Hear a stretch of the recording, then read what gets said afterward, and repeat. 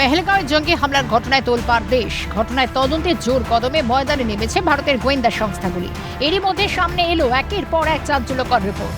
গোয়েন্দা সূত্রের খবর, পেহেলগাঁও কাণ্ডে অন্যতম অভিযুক্ত তথা জঙ্গি হাসিম মুসার সঙ্গে রয়েছে পাক সেনার যোগ। রিপোর্টে দাবি করা হয়েছে পাক সেনার প্রাক্তন প্যারা কমান্ডো ছিল এই হাসিম মুসা, কিন্তু পাক সেনা থেকে তাকে বহিষ্কার করা হয়। সেনায় থাকাকালীন আসিফ ফৌজি নামে পরিচিত ছিল মুসা। তদন্তকারীদের সন্দেহ, নাম পরিচয় গোপন রেখেই ভারতে সন্ত্রাসবাদী কার্যকলাপ পরিচালনা করতই পাক জঙ্গি। সূত্রের খবর, পাক স্পেশাল ফোর্সের সদস্য মুসা বর্তমানে জঙ্গি সংগঠন লস্কর-ই তৈবার সঙ্গেই কাজ করে। সম্ভবত পাকিস্তানের স্পেশাল ফোর্সই মুসাকে লস্করের হয়ে কাজ করতে পাঠিয়েছে।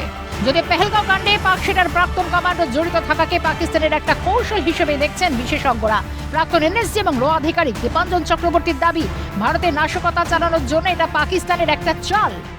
ভারতবর্ষে যে বড় সন্ত্রাসবাদী ঘটনাগুলো ঘটায় অধিকাংশ নেতৃস্থানীয়তে সেনা কমান্ডোরা থাকে প্রশিক্ষিত। বাট এরা আগে কি পাঠিয়ে দিত, আর এই সেনা কমান্ডোরা যখন মারা যেত পরিচয় প্রকাশ পেত, পাকিস্তানের যোগাযোগ প্রতিষ্ঠিত হতো।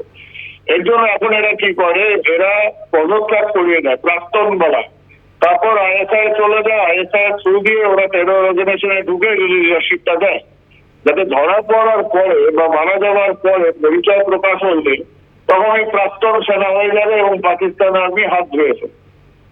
বহু পুরোনো চাল, এখন একটু স্মার্ট হয়েছে বলে এই চালটা চলছে, নাহলে আগে সরাসরি পাকিস্তানের সেনা অফিসাররা যোগ থাকতো। তবে এবার প্রথম নয়, এর আগে 26/11 উরি, পুলওয়ামা সহ একাধিক জঙ্গি হামলার ঘটনায় পাক যোগ সামনে আসে। ভারতকে রক্তাক্ত করতে বারবার এদেশে জঙ্গি পাঠিয়েছে পাকিস্তান। সন্ত্রাসবাদ আর পাকিস্তান যে সমার্থক শব্দ, পেহেলগাঁওয়ের ঘটনায় তা আরও একবার প্রমাণিত হলো। ক্যালকাটা নিউজ।